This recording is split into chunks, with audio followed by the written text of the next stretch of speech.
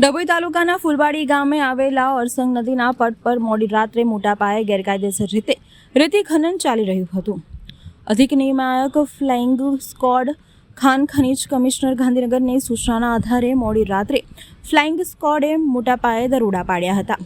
આ દરોડા દરમિયાન 8 હાઈવા ટ્રક અને 1 હિટાચી મશીન રંગે હાથે ઝડપાઈ ગયું હતું.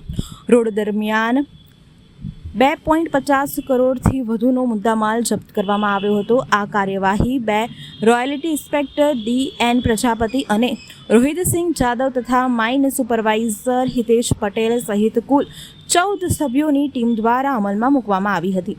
ફ્લાઇંગ સ્ક્વોડની આ મોટી કાર્યવાહી બાદ ભૂમાફિયા વચ્ચે ફટાફટ પ્રસરી ગયો હતો. આ મામલો ડભોઈ પંથકમાં રેતીનો કાળો કારોબાર ખુલ્લેઆમ ચાલી રહ્યો હોવા છતાં વડોદરા ખાન ખનીજ વિભાગની એકલ દોકલ કામગીરી સાથે પ્રશ્નાર્થ ઊભો થઈ રહ્યો છે.